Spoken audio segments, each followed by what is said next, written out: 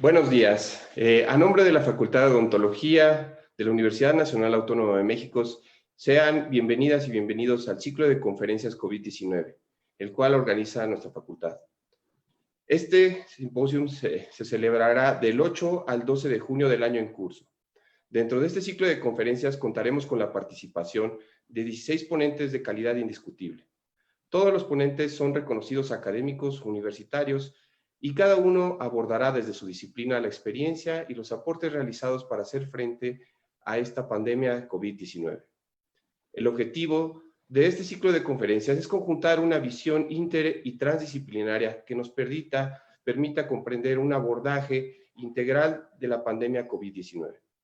Por lo que agradecemos la presencia de alumnos, profesores, trabajadores de nuestra facultad, exalumnos, público en general, y así como de las escuelas y facultades de la República Mexicana que integran la Federación Mexicana de Escuelas y Facultades de Odontología, FEMFEO, y de igual forma damos la bienvenida a todas las escuelas y facultades que conforman la Organización de Facultades y Escuelas de Odontología, OFEDO. Es así como agradecemos la participación de todas las personas que van a estar a lo largo de esta semana intensa de conferencias sobre la pandemia del COVID.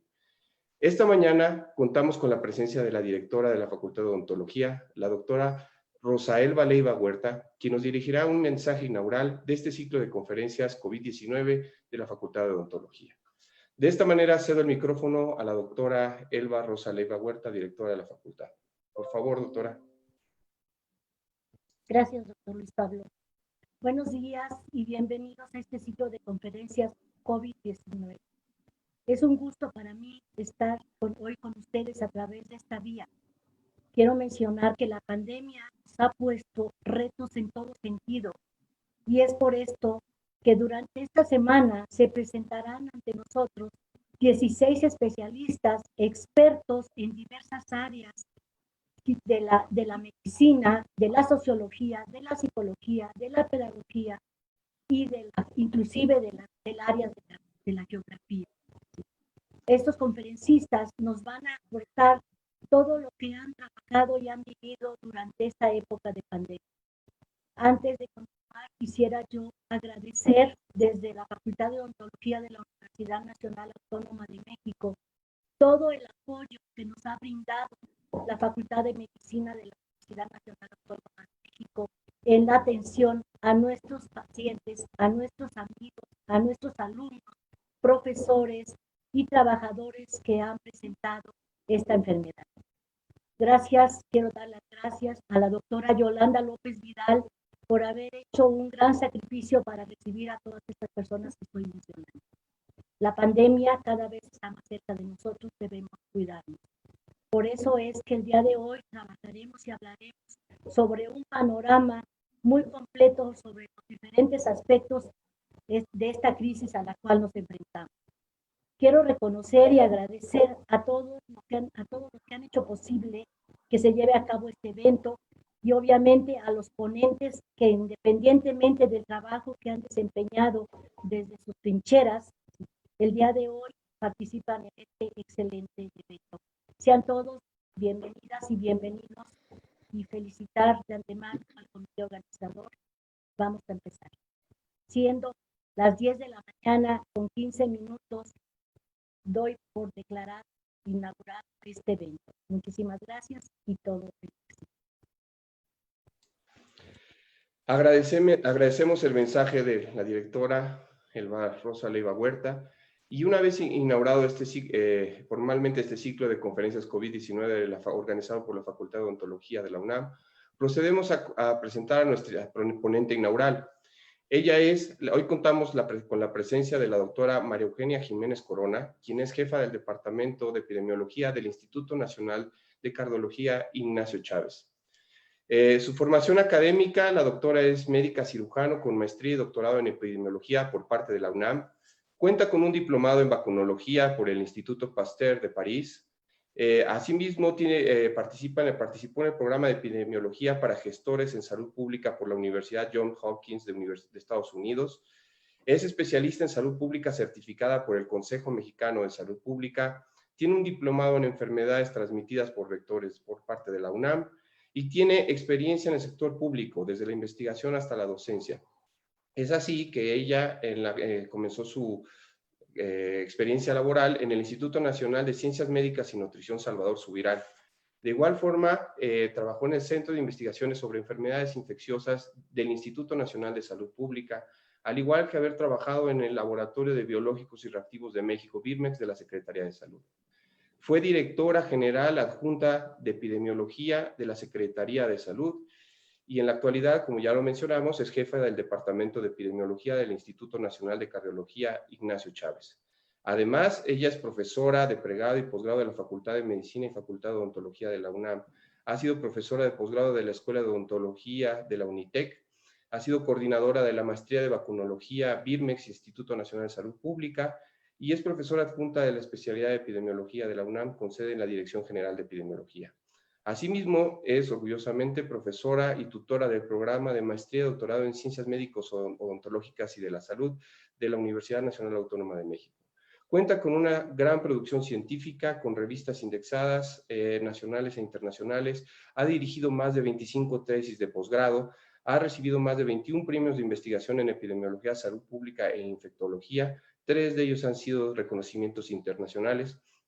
Y finalmente, cabe destacar que ella es miembro del Sistema Nacional de Investigadores SNI desde el año 2004 y actualmente es nivel 2.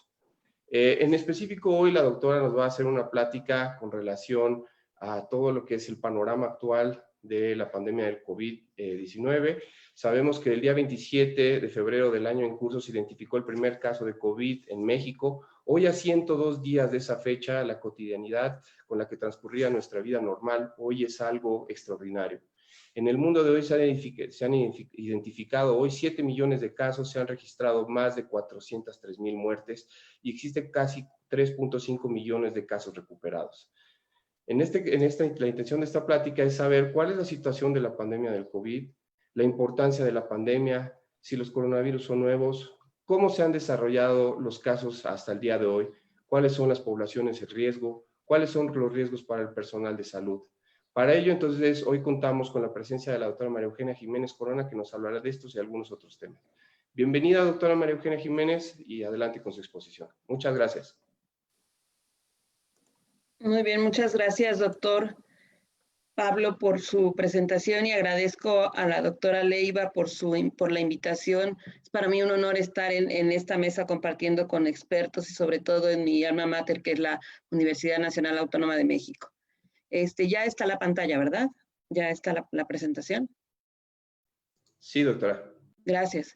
Bueno, pues vamos a partir básicamente desde el inicio, vamos a hacer un breve recorrido de los últimos meses, qué es lo que ha ocurrido con este nuevo coronavirus. Y como bien decía el doctor Pablo, no son nuevos los coronavirus entre nosotros, sin embargo, nunca en la historia de la humanidad un coronavirus ni ningún otro agente patógeno había ocasionado todos estos cambios que no solo impactan en la salud de las poblaciones, sino también en los aspectos económicos, sociales y de otro tipo. Prácticamente en todas las esferas del ámbito del quehacer humano tienen un impacto debido a este coronavirus.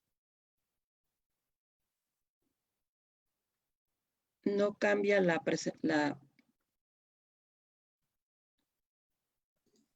Puede subir un poquito su mouse, toca la presentación y con la barra espaciadora. Ya, gracias. Para ubicarnos en dónde estamos el día de hoy, vamos a mencionar algunas de las principales epidemias y pandemias que han ocurrido en el siglo XX y lo que va del siglo XXI. Aquí únicamente estoy poniendo las más significativas, y esta, que es la de 1918, que fue ocasionada por un virus de influenza, el virus de influenza AH1N1, que ha sido una de las más devastadoras en toda la historia de la humanidad, en donde se estima que ocasionó más de 50 millones de defunciones durante todo el periodo que duró a nivel global. En 1957-58 se tuvo otra epidemia de influenza, esta vez ocasionada por el virus H2N2.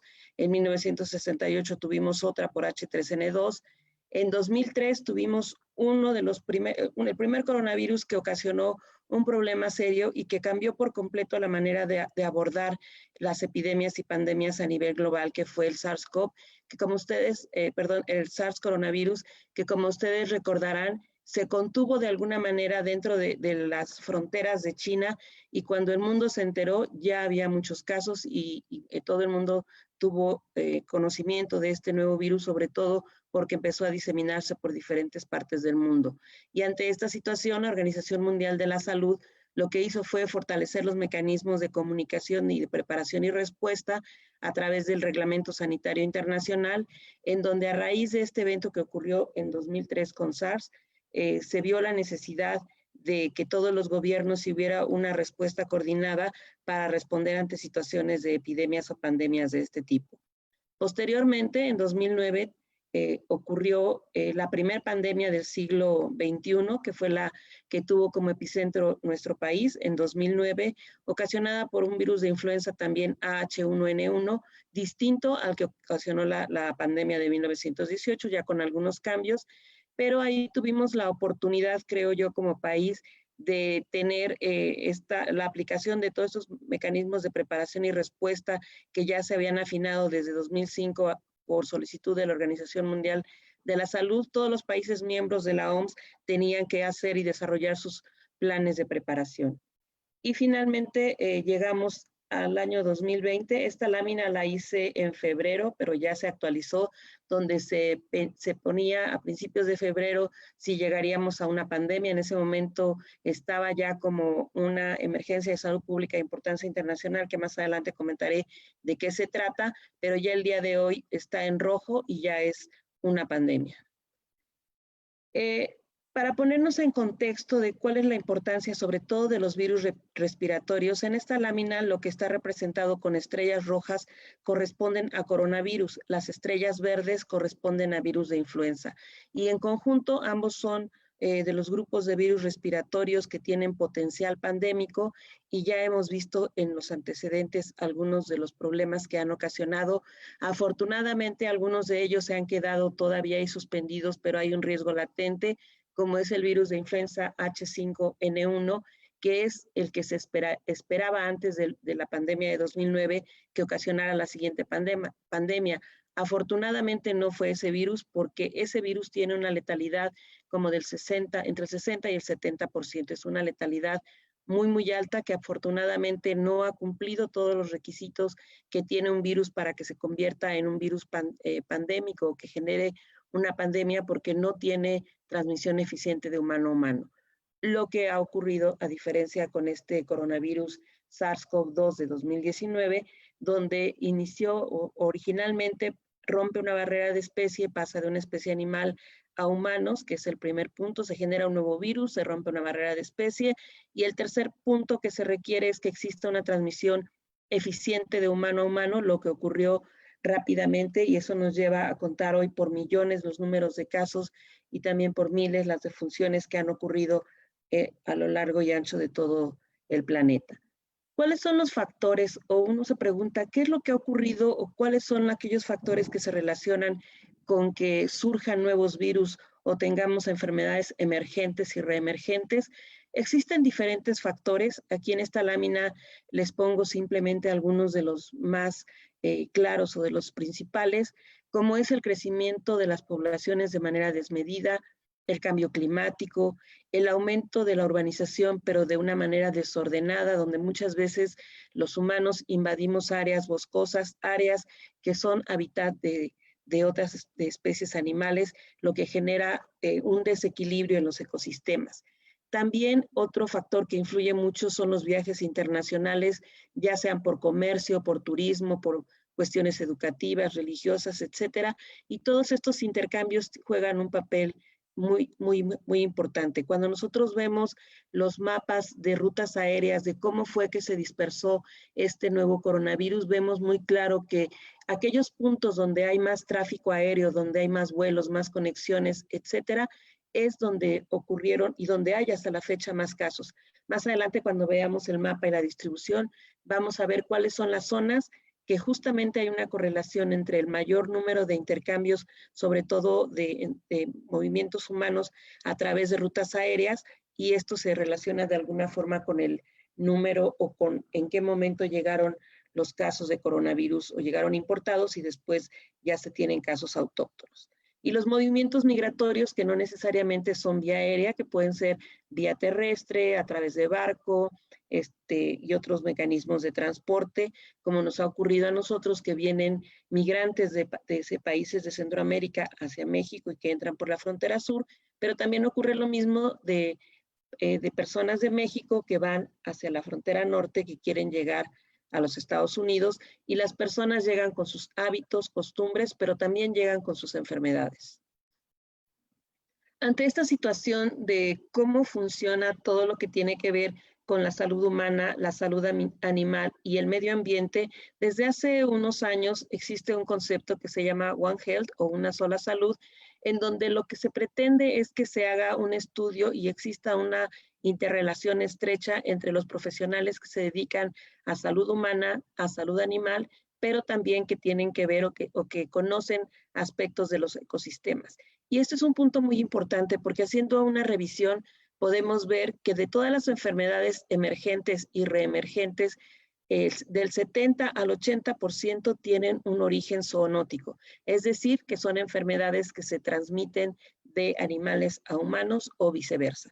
Y tenemos el caso de los virus de influenza, en este caso los coronavirus, que más adelante vamos a ver de qué animales han venido algunos de los más importantes, pero también tenemos otro ejemplo como sería el virus de ébola, que en 2014 tuvo un brote muy grande en África Occidental y que de nuevo, desde hace un poco más de 2 años, vuelve a haber problemas por estos mecanismos que comento yo, donde las personas invaden áreas boscosas, invaden áreas que eran hábitat de otros animales, y eso hace que de alguna manera exista este intercambio de virus que son habitualmente de cierto tipo de especies animales que pasen a seres humanos.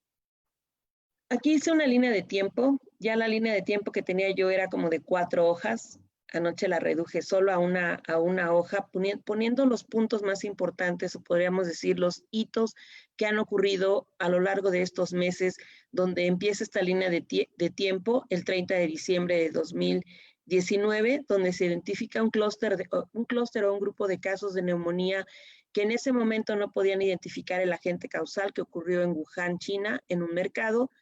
Posteriormente, este reporte se hace a la Oficina Nacional de la Organización Mundial de la Salud, posteriormente se hace a la oficina que está en Ginebra. Entonces, se llevan a cabo varias acciones de manera simultánea, entre ellos el cierre del mercado de alimentos, donde se tenía el mayor número de casos y donde se habían identificado este clúster.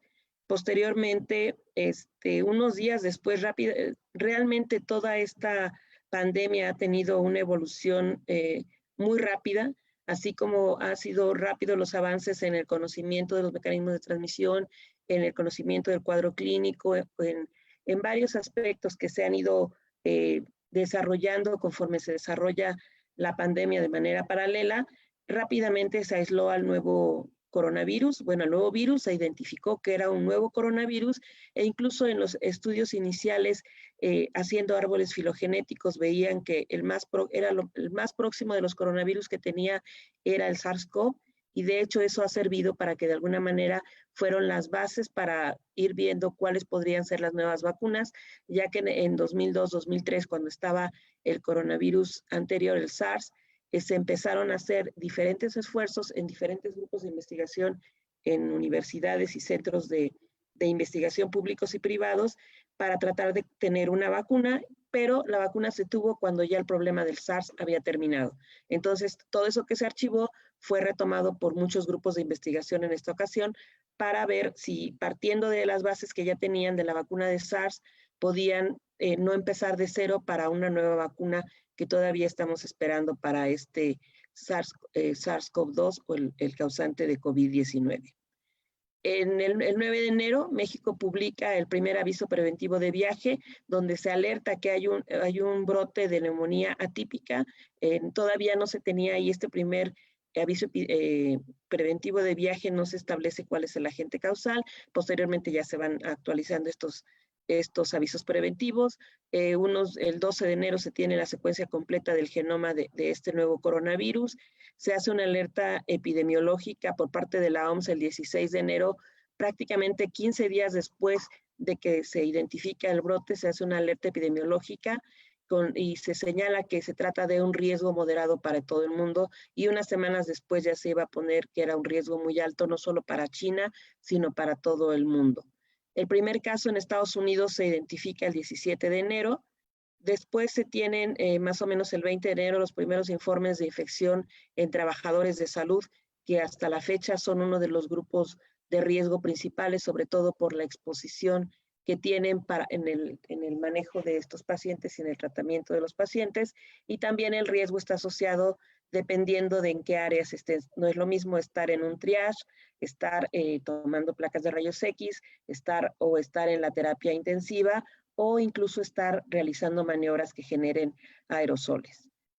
El 22 y 23 de enero se reúne por primera vez para este nuevo virus el Comité de Emergencias de la Organización Mundial de la Salud, y en ese momento consideran que no tienen los elementos suficientes para decir que es una emergencia de salud pública de importancia internacional, donde cuando una enfermedad se declara como una ESPI, que son las siglas, de lo que se trata es de que se tengan mecanismos de comunicación, de respuesta y de coordinación internacional para responder, en donde se tiene que ver tanto los países pobres como los países menos desarrollados, también se tiene que ver cómo se les puede apoyar a estos países. En ese momento, en el 24 de enero, China tenía únicamente 833 casos. Posteriormente, el 30 de enero, la OMS se vuelven a reunir y entonces sí considera el grupo de expertos, hace la recomendación al director general de la OMS, que ya se reúnen las condiciones para decir que estamos ante una emergencia de salud pública de importancia internacional. El 11 de febrero se denomina al que anteriormente se le había llamado nuevo coronavirus, se le denomina SARS-CoV-2 al virus, y a la enfermedad se le denomina COVID-19. El 28 de febrero, de acuerdo a lo que está en la página, lo que encontré en la página de la Secretaría de Salud, porque de repente se maneja si fue el 27 o el 28 de febrero, se tiene o se reporta el primer caso en México, que fue un caso importado, y el 11 de marzo se hace la declaración ya formal de que se trata de una pandemia donde ya estaba en varios continentes y había una dispersión significativa de la enfermedad. Ya hablando específicamente de nuestro país, en los últimos 3 recuadros, lo que hablan es cuando empezamos la jornada de sana distancia, que fue el 23 de marzo. El 21 de abril entramos a la fase 3, que de acuerdo a lo que vamos a ver más adelante, como estaba coordinado, como estaban los preparativos en México, nosotros teníamos 3 fases o 3 escenarios, que más adelante vamos a ver de qué se trata cada uno de ellos. Y recientemente, hace unos días, el 30 de mayo, concluimos la jornada de sana distancia, y ahorita es lo que vamos a ver en qué momento nos encontramos. Es importante señalar que toda esta coordinación, tanto a nivel internacional como a nivel regional y a nivel de país, no son cosas improvisadas. Para todo esto se tienen mecanismos de preparación y respuesta que de una manera más formal se hizo a partir de 2005, les decía yo que a instancias de la Organización Mundial de la Salud, para que los países tuvieran planes de preparación para el virus de influenza AH5N1.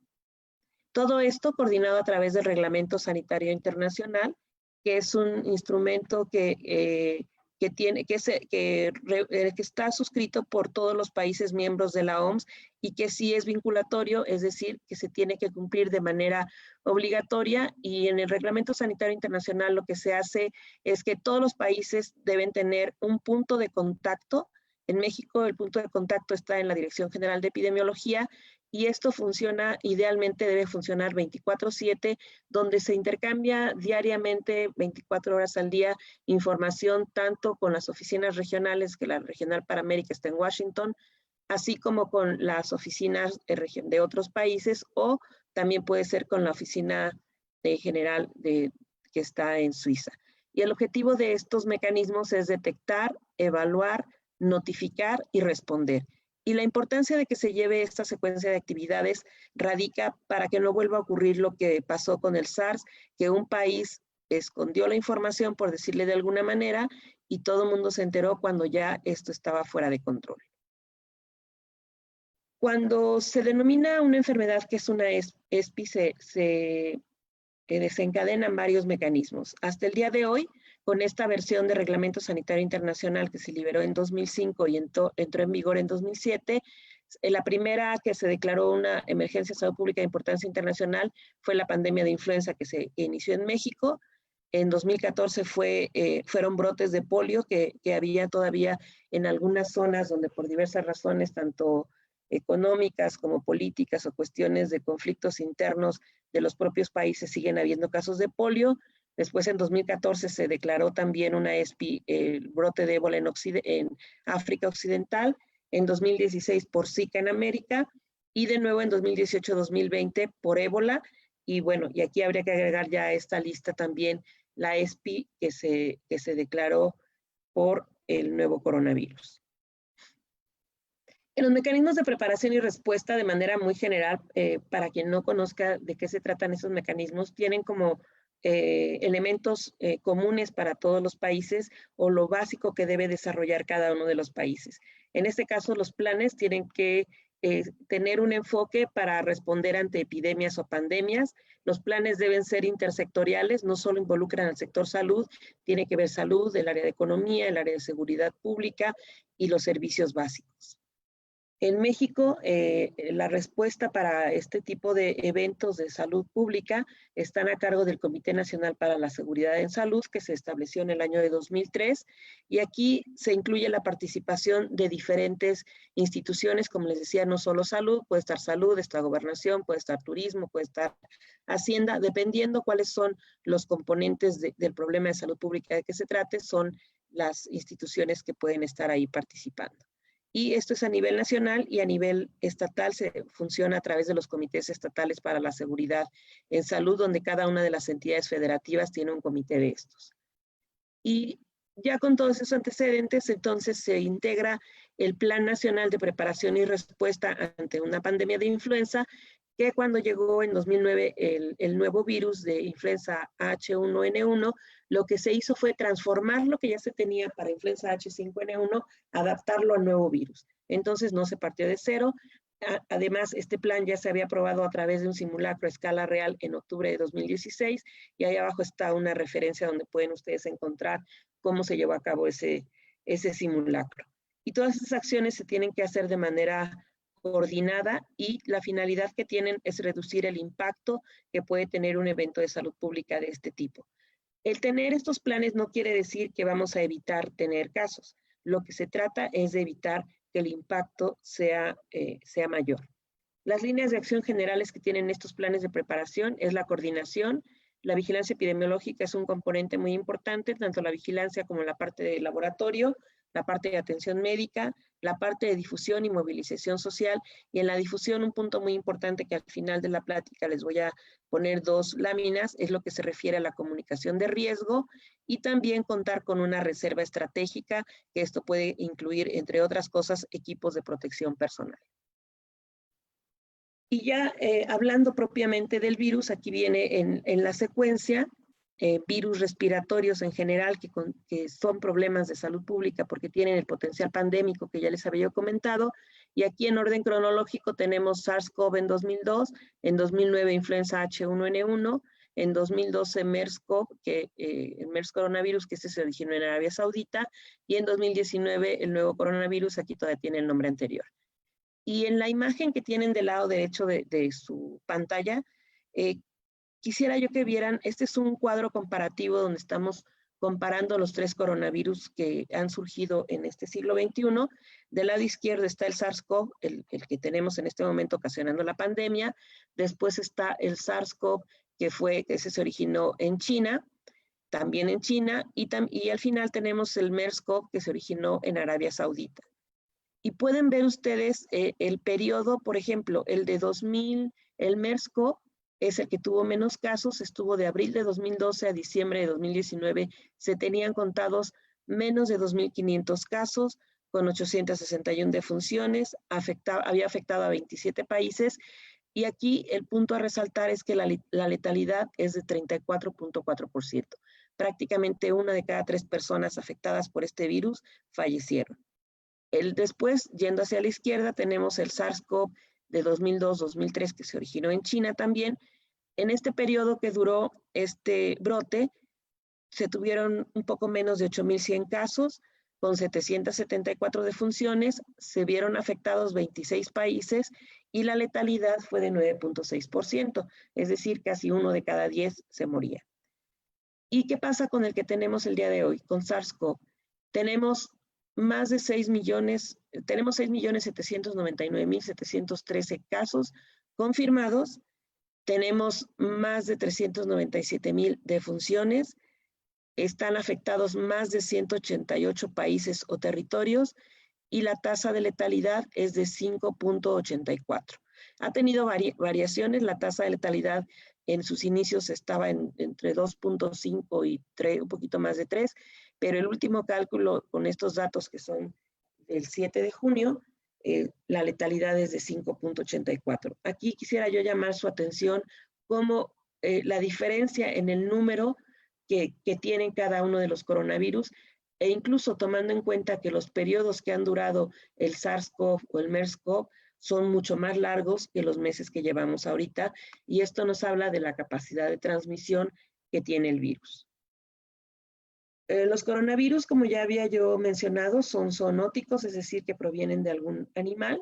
El SARS-CoV se transmitió de una especie de gatos que se llaman civetas, fueron transmitidos a humanos, y el MERS coronavirus se transmitió de camellos a humanos. También es importante señalar que hay circulando o existen en la circulación otros virus que están en reservorios animales, como murciélagos, que aún no han infectado al humano. Dentro de las enfermedades infecciosas o las que tienen potencial pandémico, hay un punto que es muy importante de tener en cuenta y que es el valor de la R0, que la R0, como todos ustedes saben, o de una manera muy sencilla, se explica diciendo que la R0 es por cada persona que está infectada, ¿a cuántos más puede infectar?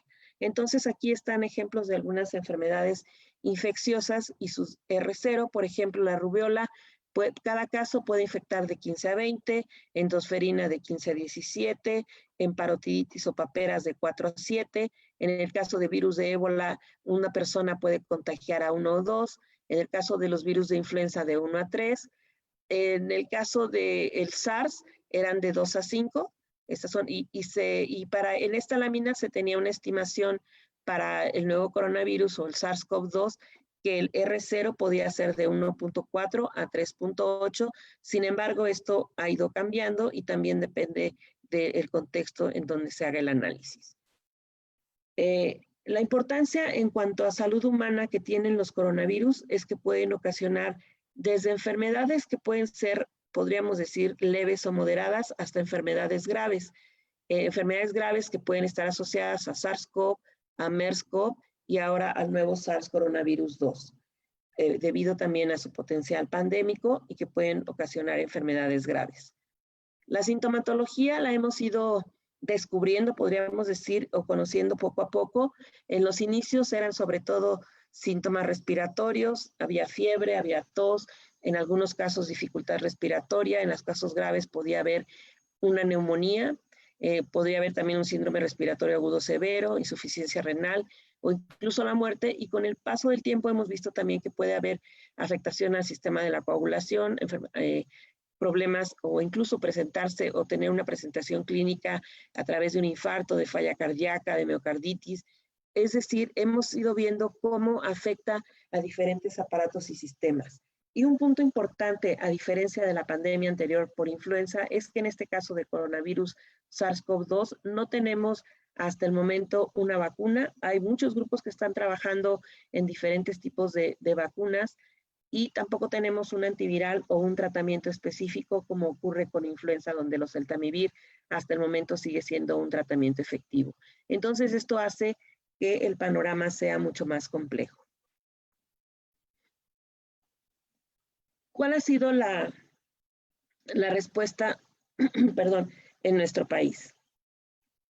Lo primero que se hizo fue tener una adaptación del plan de preparación y respuesta, y se manejaron 13 escenarios o fases, donde teníamos el escenario 1, donde se trataba básicamente de casos importados, personas que venían principalmente de países asiáticos o de Europa, que llegaban a nuestro país y que tenían que mantenerse en cuarentena por si habían adquirido la infección, ya sea en la estancia o durante el vuelo hacia nuestro país. En este caso se hablaba de casos importados y podía haber brotes familiares, y los casos estimados eran por decenas. Y hablábamos que el 80% serían leves, un 14% serían graves y un 6% serían muy graves, que serían los que requerirían sobre todo unidades de cuidados intensivos o terapias. En el escenario 2, donde ya hay una dispersión comunitaria, entonces aquí ya se habla también de brotes comunitarios, casos autóctonos, ya no era necesario que las personas tuvieran el antecedente de viaje, de venir de otro país. Y el escenario 3, que ya es en la fase 3 en donde estamos, que se trata de brotes regionales con una dispersión nacional. Todos estos mecanismos o todos estos planes, la finalidad que tienen es, de acuerdo a esta publicación de Lancet, donde lo que vemos en la primera curva, que está como con rojo, que es la más alta, ¿qué pasaría si no se tomara ninguna medida y las personas no siguieran medidas de prevención, no tuvieran sana distancia, no tuvieran todas estas medidas que ya sabemos que son las que debemos mantener todavía? Si no se hicieran estas medidas, este sería el comportamiento de la curva. Esta es una curva hipotética que se puede aplicar a cualquier país. Si se toman medidas, de lo que se trata es de que no se tenga un pico tan alto. Lo que se hace es ampliar el periodo en el que van a ocurrir los casos, y esto nos permite de alguna manera que los servicios de salud no se saturen. Y entonces aquí tenemos en la línea punteada lo que sería la capacidad de un sistema sanitario, y de lo que se trata con las acciones de contención o de mitigación es que no se saturen los hospitales. En cuanto a la vigilancia epidemiológica, ¿qué es lo que tenemos? Bueno, tenemos un sistema de vigilancia epidemiológica que inicialmente empezó a funcionar, donde más de 25,000 unidades reportaban. Después se transformó, bueno, más bien se utilizó otra metodología que se tiene ya desde hace varios años y que es la que funciona para la vigilancia epidemiológica de influenza, que es la vigilancia centinela, en donde se tiene una muestra de unidades que son las que reportan los casos de influenza. Se tomaron inicialmente esas unidades, posteriormente se amplió el marco de qué unidades son las que reportan, porque ahora son más de 700 hospitales los que estamos reportando al sistema de vigilancia centinela. Y aquí es importante señalar que lo que pretende el sistema centinela es captar al 100% de los casos graves, al 100% de las defunciones, y únicamente se muestrea un 10% de los pacientes ambulatorios. No se tiene el 100% de muestreo de los pacientes que sí cumplen definición operacional de caso sospechoso, pero no todo mundo es sujeto a una prueba. En cuanto al diagnóstico por laboratorio, el INDRE es el laboratorio que inicialmente hacía el diagnóstico a través de PCR en tiempo real, después se extendió a la red de laboratorios, y el día de hoy ya hay una gran cantidad de laboratorios, tanto de otras instituciones o hospitales, y también instituciones o laboratorios privados que también pueden procesar estas muestras. Y todo esto pasa por un proceso podríamos decir, de validación, no necesariamente es la palabra, pero donde el INDRE tiene que dar la pauta y se especifican cuáles son los métodos que son los aprobados. En este momento, el método para diagnóstico es la PCR, la que se utiliza para diagnosticar el COVID. Entonces aquí está lo que es la toma de muestra, el procesamiento en el INDRE, por lo menos se puede procesar en 24 horas o tener el resultado en 24 horas. Esto ya depende de las cargas de trabajo y la infraestructura con la que cuenten las instituciones. Y a través de esto ya sabemos si un caso sospechoso se confirma o se descarta. Después tenemos el punto de la epidemiología global. Aquí quisiera yo llamar su atención que de los más de 6,799,000 casos, el 47.57%, es decir, casi la mitad de todos los casos que se tienen registrados el día de hoy a nivel global, están en América, en todo el continente americano. Esto quiere decir que ya rebasamos al continente asiático, donde se originó la pandemia, ya rebasamos a Europa, que también hace unas semanas o meses también presentaba el número mayor de casos, Y en esta lámina, que es la que se presentó el día de ayer en las conferencias nocturnas, aquí lo que nos presentan son los casos confirmados, pero que están activos por región de la OMS. Y aquí también es importante señalar que más del 55% de los casos activos que todavía están en el mundo también están localizados en el continente americano. En este mapa de la Organización Mundial de la Salud, lo que vemos es el reporte de los últimos 7 días por estados y territorios, y vemos que los países que están pintados con un color más oscuro han reportado más casos. Para el continente americano es Estados Unidos y Brasil los que más han reportado, y México estaría en un nivel más abajo en cuanto al número de casos que se han reportado. Esto es nada más para los últimos 7 días. Por eso vemos que China está de un color claro, porque ellos prácticamente están reportando ya muy poquitos casos. Este es un mapa que desde el inicio es de la Universidad de Johns Hopkins. Desde el inicio de la pandemia prácticamente empezó a funcionar este mapa, que es en tiempo real. Y bueno, aquí no lo tengo en tiempo real, esta es una imagen, pero ustedes lo pueden consultar en internet en tiempo real, y generalmente ha estado siempre por arriba de lo que reporta la Organización Mundial de la Salud, justo por estos mecanismos de captación de información que tiene. Y aquí podemos ver en este mapa muy claramente cuáles son las regiones que están marcadas con rojo, que son las que tienen o concentran el mayor número de casos, y pueden ustedes ver la cantidad o lo concentrado que está el color rojo en Estados Unidos sobre todo, y en la parte de Europa Occidental. En esta lámina lo que presento es una comparación de causas de mortalidad a nivel global, y aquí les presento una fotografía de lo que corresponde al 4 de febrero, este está día mes año, del 4 de febrero, vean, en el lugar 19, aquí se ubicaba por número de defunciones a nivel global COVID. Y el 21 de mayo ahora está en primer lugar, incluso rebasó a otras enfermedades como desnutrición, rebasó a malaria, rebasó a otras que habitualmente ocupan los primeros lugares de mortalidad. En cuanto a lo que tenemos en el panorama epidemiológico en México, tenemos más de 336,000 personas que se han estudiado, y hasta el día de ayer se presentaron más de 117,000 casos confirmados acumulados. Esto es desde el primer caso del 28 de febrero hasta el día de ayer, 7 de junio.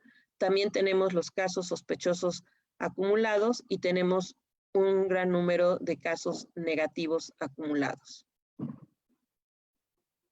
En esta lámina lo que vemos son los casos sospechosos y confirmados por fecha de inicio de síntomas. Aquí es muy importante señalar que este tipo de gráficas se acomodan por la fecha de inicio de síntomas, no por la fecha de reporte. Y esto es para que tengamos una película más clara de cuál ha sido el comportamiento a través del tiempo, y por eso es importante recalcar que es con base a la fecha de inicio de síntomas. Y muchas veces las gráficas o las últimas columnas que están del lado derecho se van a ir ajustando conforme los que todavía están como sospechosos en proceso de laboratorio se confirmen, no se descartan, entonces ya se irán acomodando los confirmados. En este caso, en esta lámina lo que tenemos son las defunciones acumuladas por fecha de defunción, y también tenemos en azul las que ya son defunciones confirmadas a COVID, y tenemos otro grupo que son 1,175, que son sospechosas.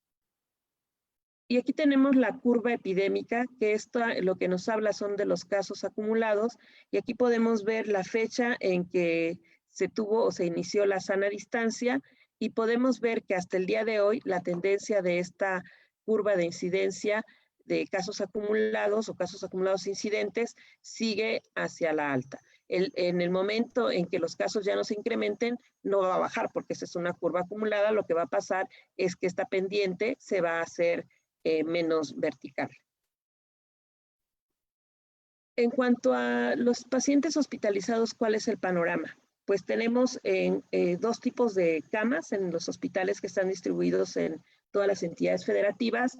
Tenemos camas que se han denominado para infección respiratoria aguda grave, que son camas generales que no cuentan con respiradores o con ventiladores, que también se les conoce, donde se tienen un total de 22.436 camas, y camas que tienen ventilador, que generalmente están en unidades de cuidados intensivos, tenemos 7.682 camas. Y ustedes pueden ver la proporción de ocupadas en todo el país de las camas generales es el 45%, y de las camas que tienen ventilador, 38%. Y aquí sería importante que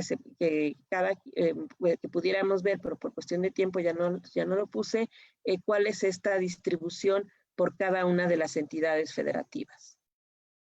Y aquí tenemos la disponibilidad de camas con ventilador por entidad federativa, nada más una imagen muy general. Y aquí podemos ver quién tiene el mayor número de ocupaciones, el Estado de México, seguido de Baja California, posteriormente la Ciudad de México, que serían los primeros 3 estados en cuanto a la ocupación de camas.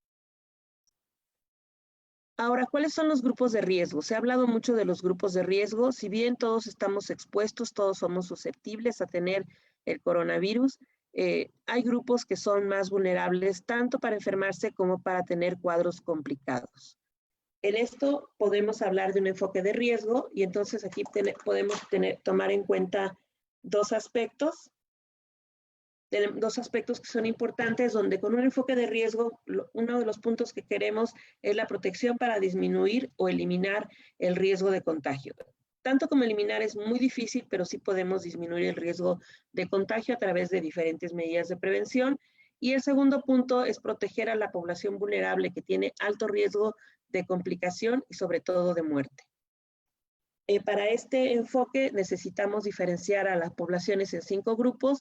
El grupo 1 son las personas que ya están infectadas. El grupo 2, personas supuestamente infectadas que tienen signos y síntomas que son consistentes con una infección por coronavirus, pero que inicialmente son negativos, y habría que ver cómo evolucionan y si finalmente cumplen o no definición operacional de caso sospechoso, y también si son o no positivos en su prueba.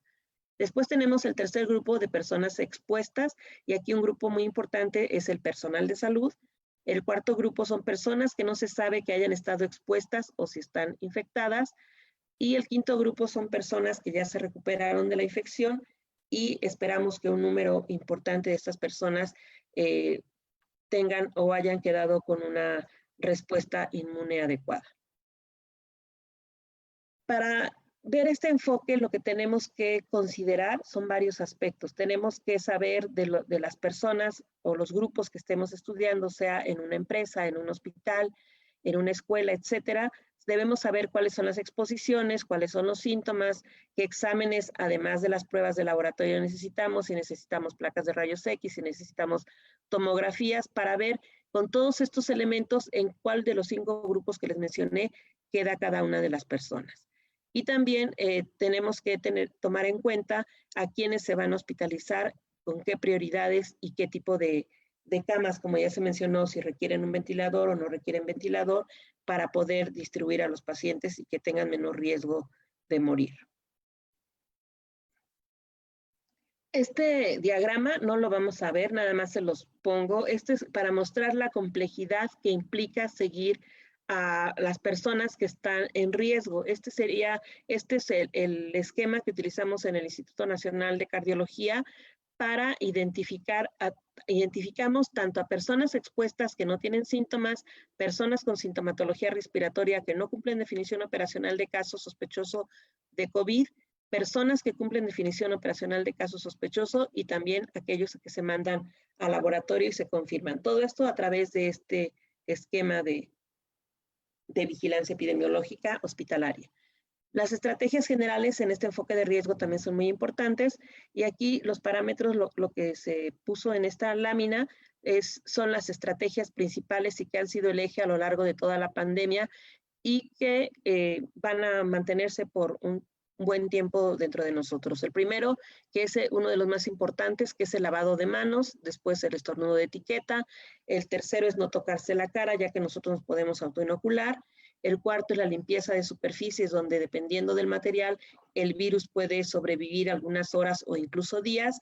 Y el último punto es la sana distancia, que se recomienda que sea de 1 metro, y entre más larga, más amplia es esa distancia, es menor la probabilidad de contagio. Entonces tenemos dentro de las estrategias de control 2 grupos, una parte que es la promoción de la salud y la otra es ya propiamente la práctica, que son las medidas de protección en salud, que van a ir enfocadas a diferentes grupos de riesgo. No es lo mismo la protección que requieren en una escuela, la protección que se requiere en el hogar, o la protección que se requiere en un área hospitalaria, e incluso en un hospital hay diferentes niveles de protección que se requieren.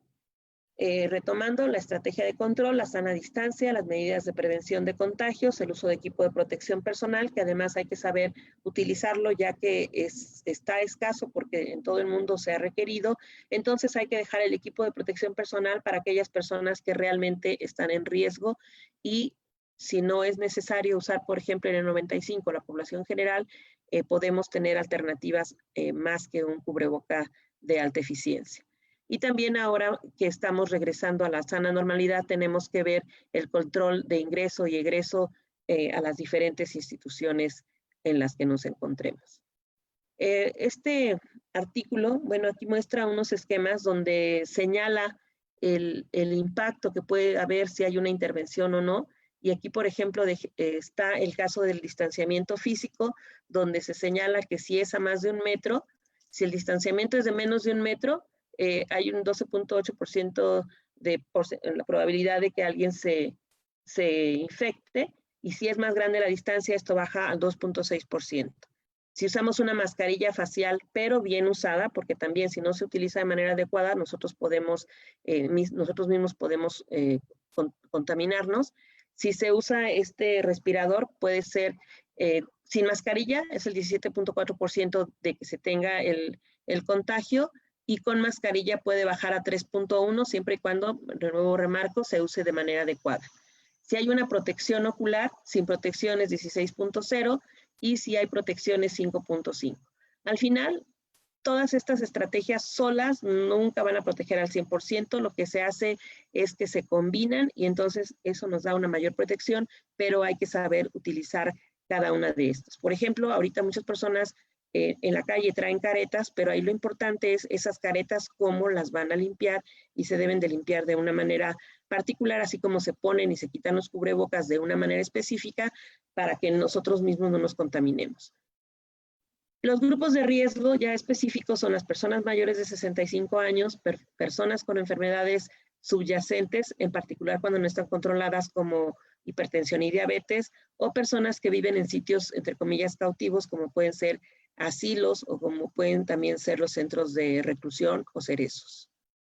Dentro de los grupos vulnerables está la obesidad, sobre todo obesidad mórbida, con un índice de masa corporal de más de 40, pacientes con diabetes mellitus descompensada, pacientes con enfermedades pulmonares crónicas como EPOC o asma, pacientes con afecciones cardíacas, algunos pacientes que tengan el sistema inmune deprimido, ya sea por la misma enfermedad o por algún tratamiento, pacientes con enfermedad renal crónica y aquellos que están en particular en tratamiento con diálisis, y pacientes con enfermedad hepática. Por cuestión de tiempo me voy más rápido. Los adultos mayores, se ha visto que hay una tendencia, y entre más, conforme avanza el grupo de edad, el riesgo de morir y complicarse es mayor. En cuanto a la obesidad, uno de los riesgos, sobre todo hablando, les decía yo, de obesidad grado 3, obesidad mórbida, es que se puede presentar el síndrome de distrés respiratorio agudo, y esto da una mayor complicación para todo el apoyo ventilatorio y la respuesta que puede dar el paciente ante este tipo de terapias. Los pacientes en diálisis, por su mismo padecimiento, tienen un mayor riesgo de infección, sobre todo por los otros tratamientos que tienen alrededor para su problema de base. Los pacientes con insuficiencia hepática también pueden tener, además pueden tener de los problemas que ya tienen por su misma enfermedad, también algunos de los medicamentos o de los tratamientos que se utilizan para el manejo de COVID pueden también afectar aún más su hígado. Aquí en esta lámina lo que tenemos, este es del CDC de China, y aquí podemos ver claramente cómo la tasa de mortalidad se incrementa en función del grupo de edad. Podemos ver en la parte superior que los de más de 80 años, la mortalidad es de 15%. también por condiciones físicas, si hablamos de enfermedades cardiovasculares, de diabetes, de enfermedades respiratorias, las cardiovasculares son las principales, después diabetes y después las enfermedades respiratorias. Aquí hicimos un cálculo con los datos que se tienen disponibles, los datos abiertos de la Secretaría de Salud, y lo que hicimos fue el riesgo de enfermarse con las principales comorbilidades, y se obtuvo un riesgo para los pacientes con diabetes comparados con los que no tienen diabetes de 3.13, y ahí pueden ver ustedes el intervalo de confianza, que es muy estrecho y significativo. Los que tienen hipertensión arterial, el riesgo fue 2.72. Los que tienen obesidad, este nada más es dicotómico, tiene 1.44, y los que tienen síndrome metabólico de 2.81. Para los que por edad, aquí está lo que encontramos en el grupo de mayor de 60 años, el riesgo es de 3.11, en el grupo de 70 años es de 4.9, y esto concuerda con lo que han reportado otros estudios, que hay una tendencia conforme se incrementa la edad. Y aquí en esta imagen está resumida cuáles son las principales patologías o grupos de riesgo que están asociados tanto sobre todo para tener cuadros clínicos graves por COVID. En las consideraciones finales, un punto que es muy importante es la comunicación de riesgo. La comunicación de riesgo es cómo intercambiamos información en tiempo real, recomendaciones, opiniones que van desde los expertos o funcionarios de salud que conocen perfectamente cuál es la situación y la posibilidad de que comuniquen adecuadamente a la población y que la población tenga claro cuál es el mensaje. Que todas las personas en riesgo puedan tomar decisiones informadas, es decir, contando con información confiable y fidedigna para que puedan ellos mismos tener conciencia del riesgo y también contribuir a preservar su salud. Este es un esquema donde dice, que me parece muy didáctico, dice: haz algo, hay que lavarse las manos, ya lo hiciste, si sí, haz más, ayudar a alguien a que se lave también las manos, si ya lo hiciste, síguelo haciendo, hazlo mejor. El caso es que esto sea un aprendizaje y cada vez lo hagamos mejor y mejor. Y finalmente, el mensaje de la infodemia. Hay mucha información, desafortunadamente hay mucha información incorrecta, que por eso es importante la comunicación de riesgos y es importante que toda la población sepa qué fuentes de información consultar para estar informado con información que sea realmente verídica. Y les dejo este boletín, que si ustedes alcanzan a leerlo, da recomendaciones, que parece que nos estuvieran dando recomendaciones el día de hoy, pero si ustedes ven la fecha, este es un boletín que se emitió durante la pandemia de influenza en 1918. Es decir, que las medidas de prevención básicas, como el lavado de manos, no se llama estornudo de etiqueta, pero estar lejos de personas enfermas y todas las recomendaciones que nos dan el día de hoy son las mismas que se utilizaron hace un poco más de un siglo y que fueron efectivas y que el día de hoy siguen siendo efectivas. Muchas gracias.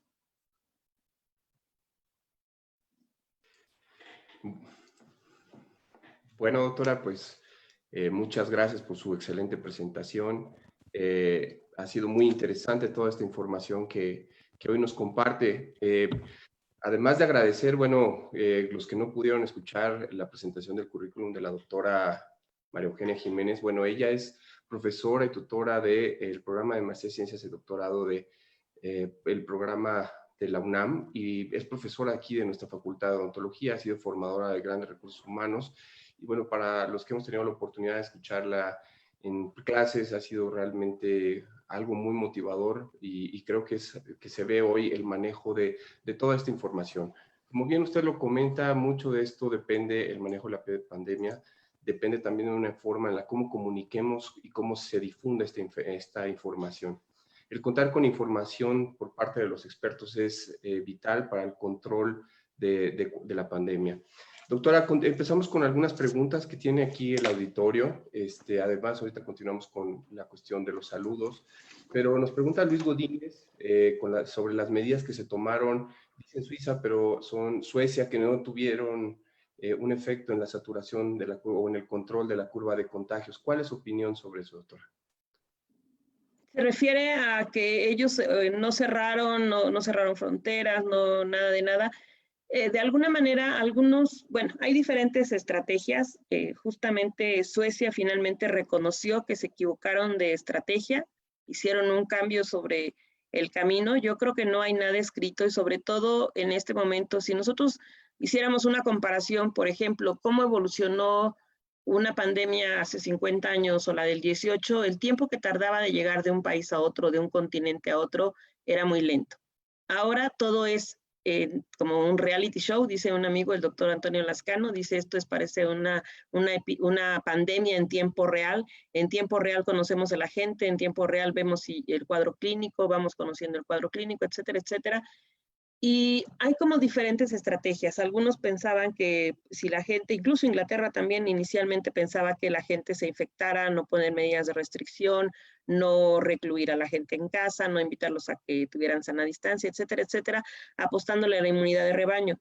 Sin embargo, la inmunidad de rebaño va a tener o va a ser importante en otro momento. Ahorita algunos países de Europa que ya han hecho estudios para ver el nivel que tienen de anticuerpos y todo mundo todavía tiene muy pocos anticuerpos para que podamos hablar de títulos de anticuerpos y que estemos hablando de inmunidad de rebaño. Yo creo que va a pasar todavía un buen tiempo. Por ahí algunos expertos mencionan que 60-70% se requiere de que la población tenga ese nivel de inmunidad para que podamos hablar de inmunidad de rebaño. Pero yo creo que lo importante con Suecia es que haya reconocido que su estrategia no funcionó, que su estrategia falló y que hayan modificado sobre la marcha. Yo creo que eso es válido, sobre todo por lo que digo, todo va surgiendo día a día y habrá decisiones que se toman con lo que se tiene hace una semana y tal vez con unos días más la decisión tiene que cambiar. Doctora, otra pregunta. Sazul Lloro González nos pregunta que hay estudios que demuestran cuánto tiempo puede permanecer el virus en el organismo y el tiempo en el que puede contagiar a otras personas. Existen algunos estudios, por ejemplo, lo que hay que ver, por ejemplo, un estudio, una PCR puede salir positiva. Si la tomamos, si yo hoy me empiezo a sentir mal y me tomo la muestra, probablemente sale negativo. Hay una curva que no presenté porque no me metí a las cosas de inmunidad ni de diagnóstico. Hay una curva, bueno, después les paso la referencia, donde pone cómo es o cómo ayuda en los primeros días o qué tanto es el porcentaje de positividad que nos puede dar en los primeros días y cómo se incrementa.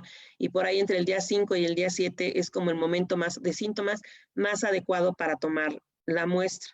Si la tomamos, si alguien hoy empieza con fiebre y hoy mismo le tomo la muestra, probablemente va a salir negativa. Pero también hay pacientes que pueden tener sintomatología muy leve, pero que continúan con sintomatología 4 o 6 semanas después y pueden salir positivos, pero ahí lo que se piensa es si realmente es el virus o solamente son rastros de RNA.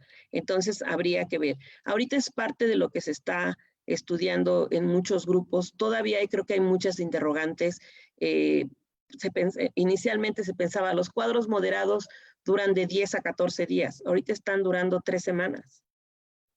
Y los síntomas que presenté yo en la lámina, que eran los síntomas iniciales, ahora ya se agregaron otros síntomas. Se agrega anosmia, se agrega conjuntivitis y una gran proporción de pacientes empiezan a tener. Creo que todavía hay muchas cosas que están a nivel de hipótesis. Por lo menos yo todavía no tengo muy clara esa parte. No te escucho. Retomando esta parte sobre las pruebas diagnósticas, pues es una cosa que se llama utilidad de las pruebas diagnósticas. Y bueno, en específico usted lo que comenta es que tenemos las pruebas del PCR y también hay pruebas de cero prevalencia. Y también existen unas pruebas rápidas que, por ejemplo, en ciertos grupos de odontología siempre se comenta o se pregunta sobre esta utilidad. Las últimas, las pruebas rápidas son las tipo tiras reactivas, la cero prevalencia.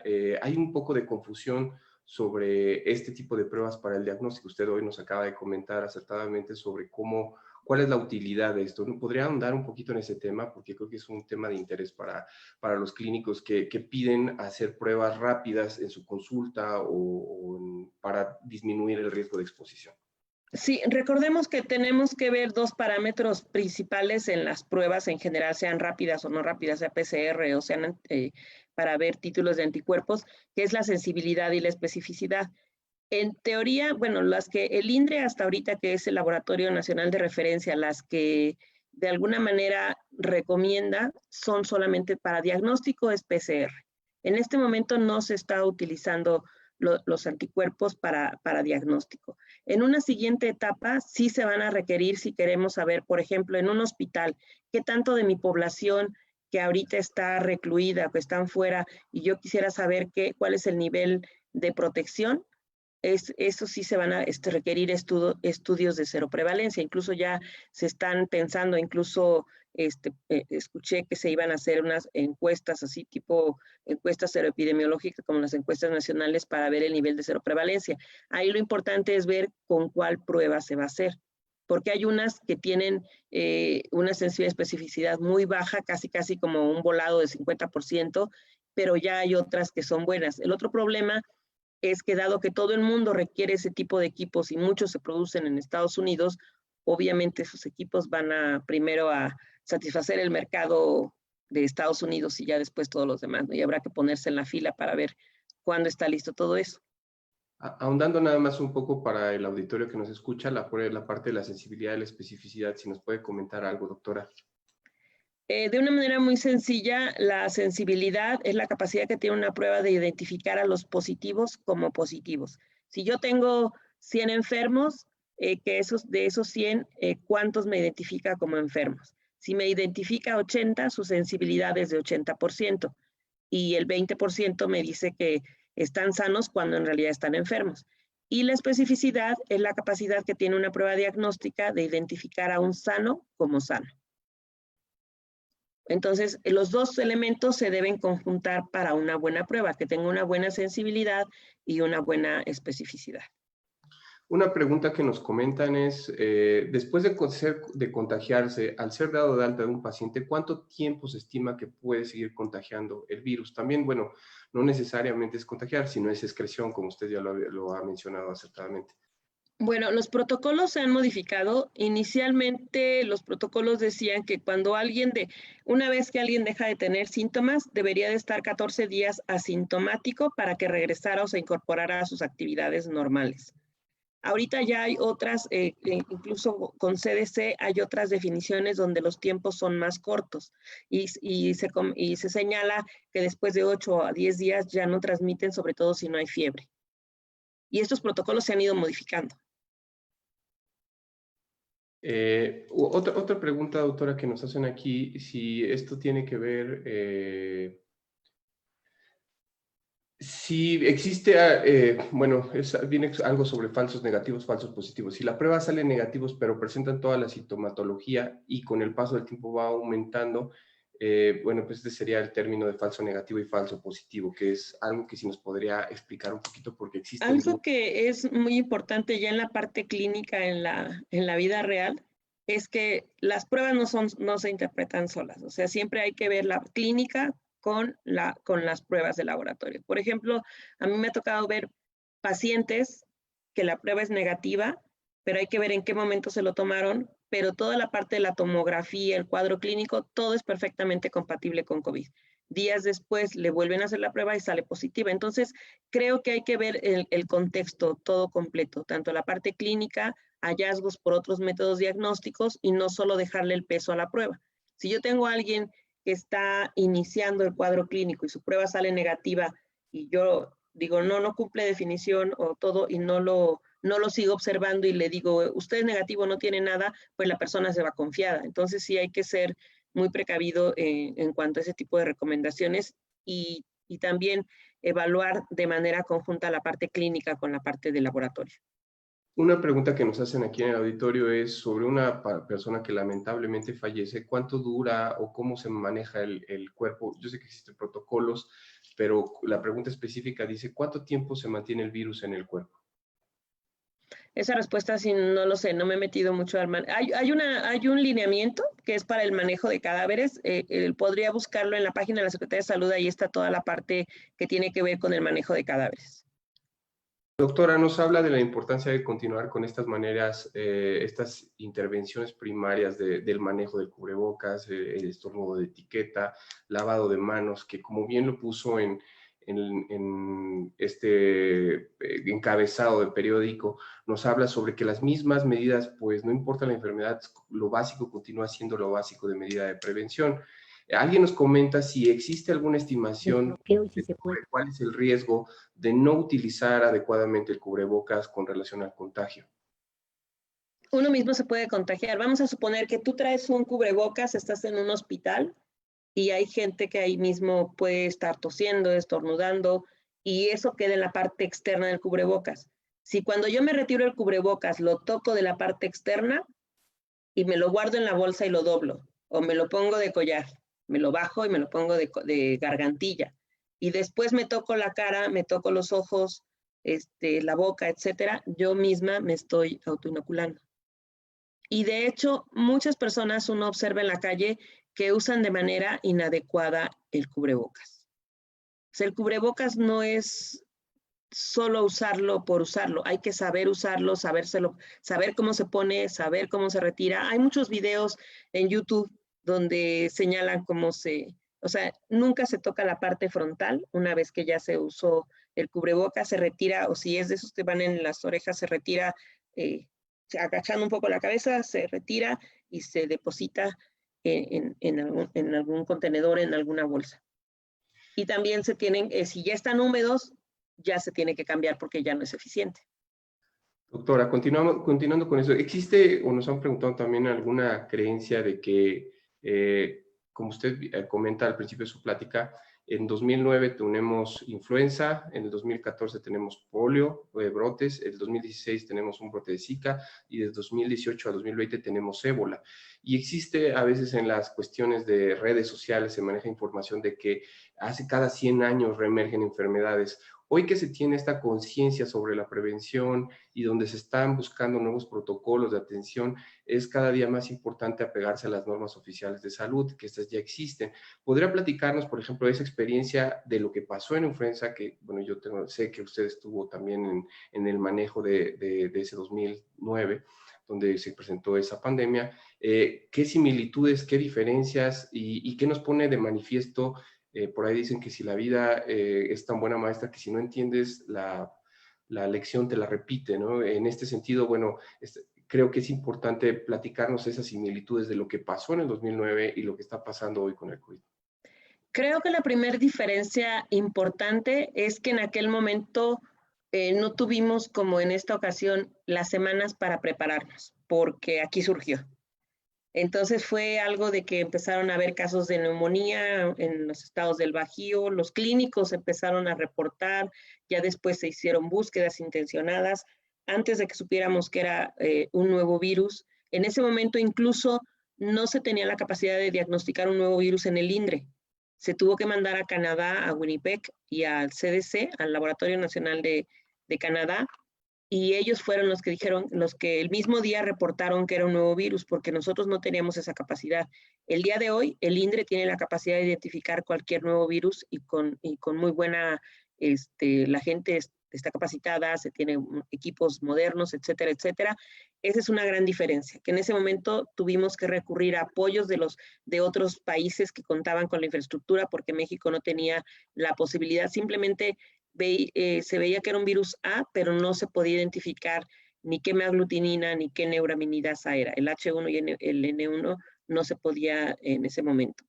El siguiente punto de diferencia es el no tener la capacidad de diagnóstico. El otro punto de diferencia es que aquí empezó y todo fue sobre la marcha, decidí rápido y porque no teníamos tiempo para preparar, más bien era sacar el plan de preparación y respuesta para H5N1, adaptarlo. Eso sí me tocó a mí participar en la adaptación de las guías clínicas para el nuevo virus.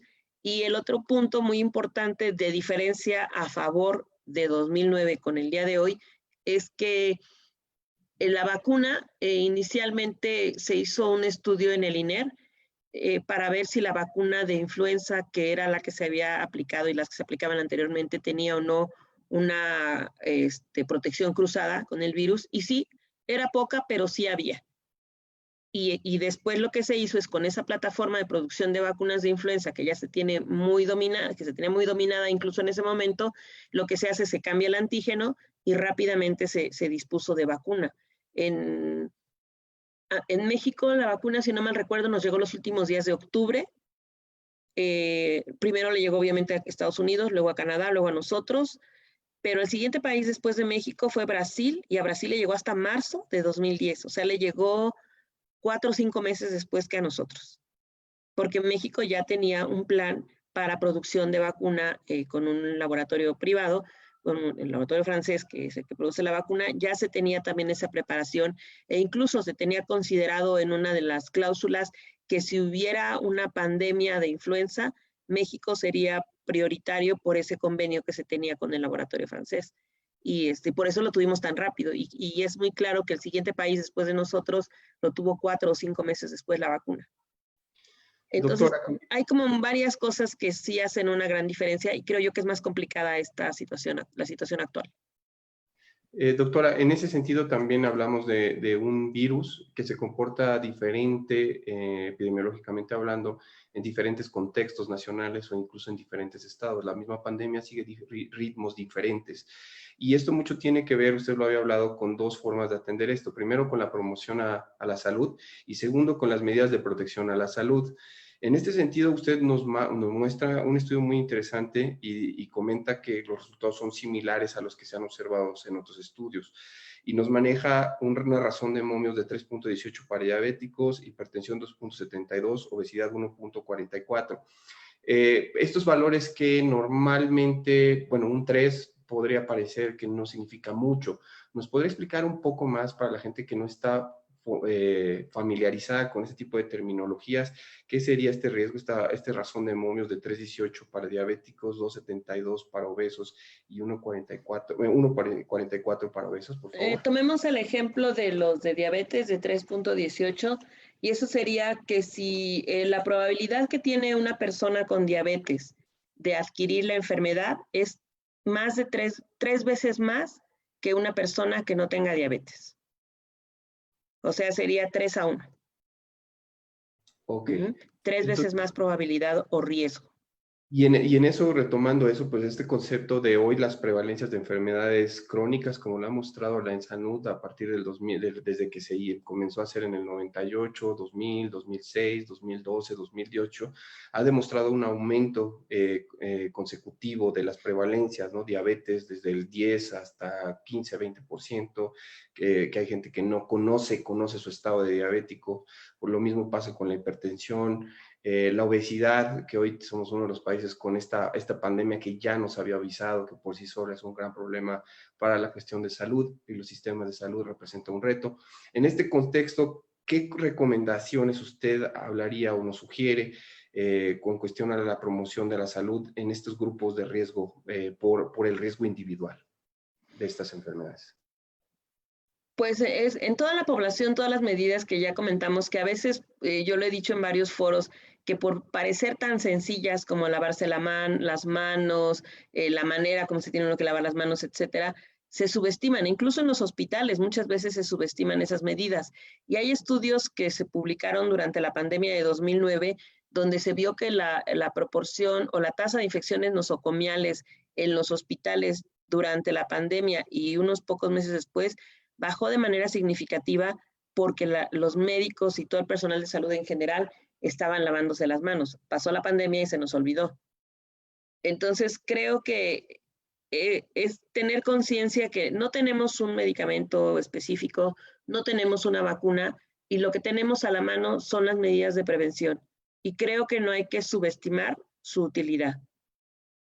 Y sobre todo el uso de ellas combinadas. Si yo tengo un cubrebocas maravilloso, un N95 o la mascarilla más sofisticada, pero no me lavo las manos, no limpio las superficies, estoy alrededor, rodeado de personas con síntomas respiratorios y no sé además usar el N95 y lo toco de enfrente, o sea, no. Hay que saber usar las diferentes metodologías de prevención o los diferentes aspectos que se recomiendan y hacerlo bien. No es de lavarse las manos nada más. Hay toda una técnica de lavarse las manos Y de nuevo, yo creo que ahorita el internet nos ayuda. Hay metodologías de cómo usar un cubrebocas, cómo quitarse un cubrebocas, cómo lavarse las manos, con qué frecuencia.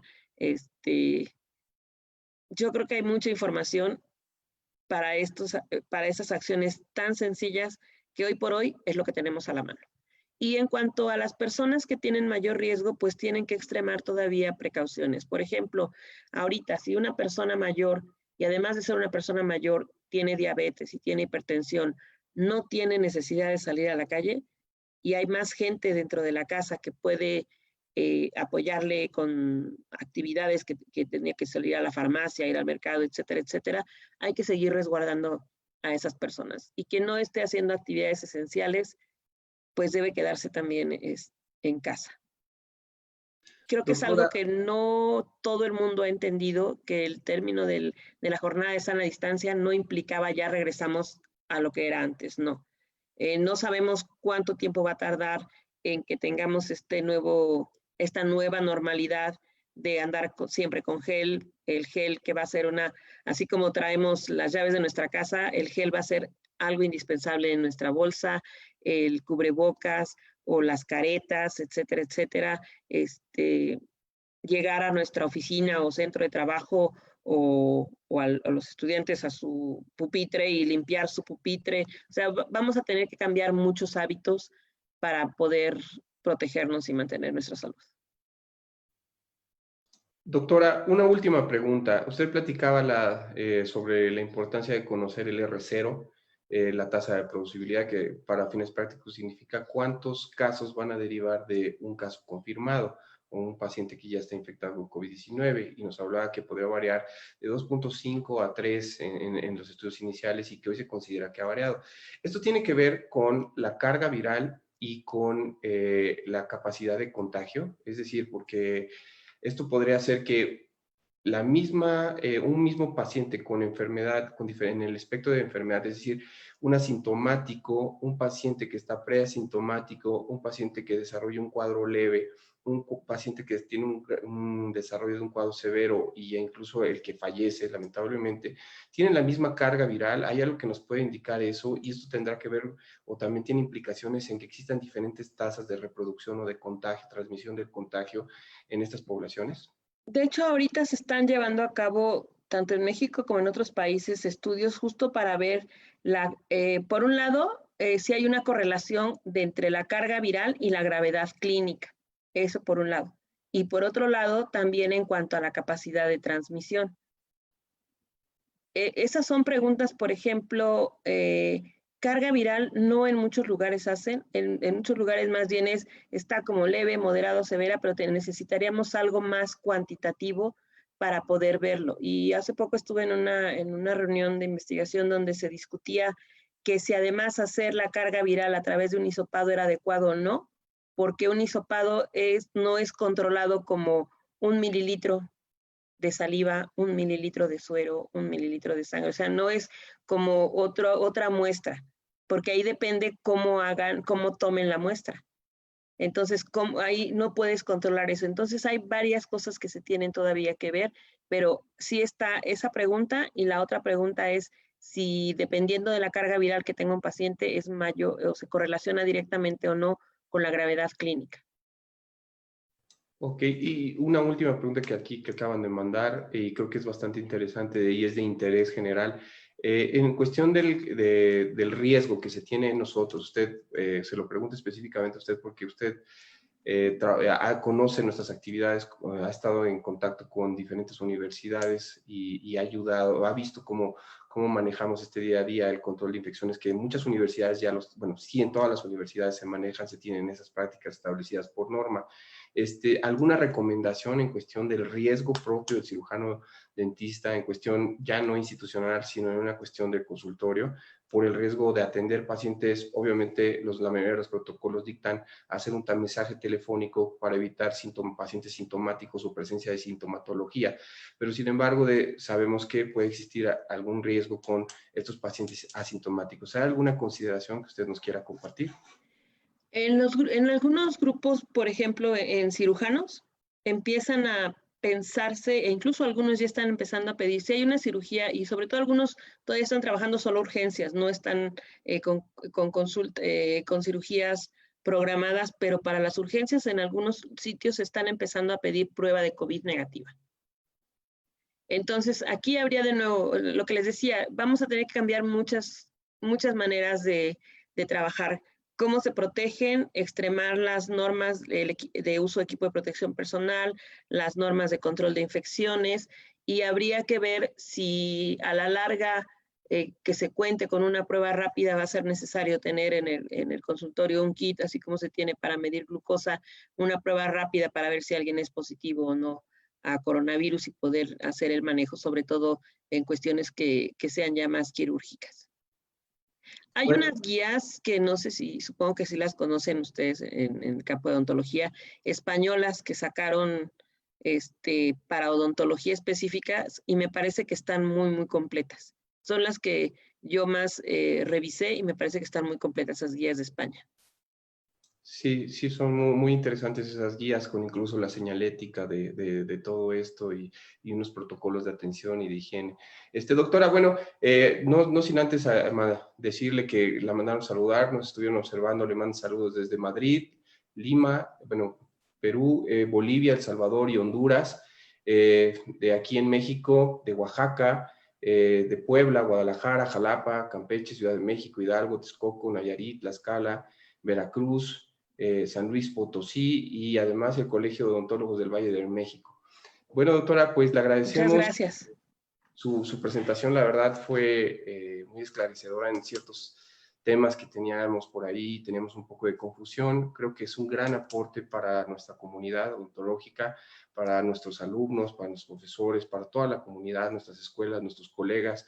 El hecho de pensar, como usted nos menciona en el mensaje, que partir de lo básico, hacer más, reforzar las medidas básicas es sumamente importante. No se puede llegar a buscar técnicas muy sofisticadas o maquinaria muy sofisticada si no se cumplen con estos requisitos básicos.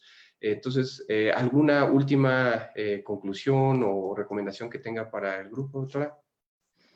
Yo resumiría en que sigamos todas las recomendaciones que ya sabemos, tanto en la casa, con nuestra familia, etcétera, cuidar a los de grupos vulnerables. Si no necesitamos salir a la calle porque no estamos realizando una actividad esencial y podemos trabajar desde casa, también eso va a ser importante. En los últimos días, el número de personas que están en la calle no creo que estén haciendo muchas actividades esenciales y se nota en los hospitales. Los hospitales tienen 2 semanas donde las personas que llegan desde ambulatorios y que se ingresan, prácticamente las terapias de varios institutos están casi llenas, si no es que llenas.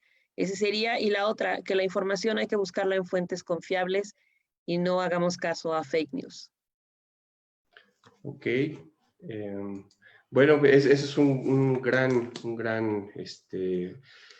consejo, verificar siempre las fuentes para saber dónde tenemos esto. Ya lo mencionó la doctora, la importancia de contar con información veraz y confiable de fuentes realmente institucionales, académicas o de investigación, es una de las principales formas de combatir hacer frente a esta pandemia COVID-19. Bueno, doctora, a nombre de la Universidad Nacional Autónoma de México, de la Facultad de Odontología, que otorga la presente constancia a la doctora María Eugenia Jiménez Corona por su participación académica con el tema Epidemiología y poblaciones de riesgo para el COVID-19. En este ciclo de conferencias COVID-19 organizado por la facultad, atentamente por mi raza hablará el espíritu, Ciudad Universitaria, al 8 de junio del 2020, y firma alcance nuestra directora, la doctora Elba Rosa Leiva Huerta, directora de la Facultad de Odontología de la UNAM. Y a nombre de todos los que nos siguieron, le agradecemos. Si no nos despedimos, no cerramos esta transmisión, sin antes decirles que en un momento más, a las 12, tendremos la participación de la doctora Carmen García Peña. Ella es directora de investigación del Instituto Nacional de Geriatría de los Sistemas Nacionales de Salud y que nos compartirá el tema la atención primaria, la persona adulta mayor y la pandemia de la enfermedad COVID-19.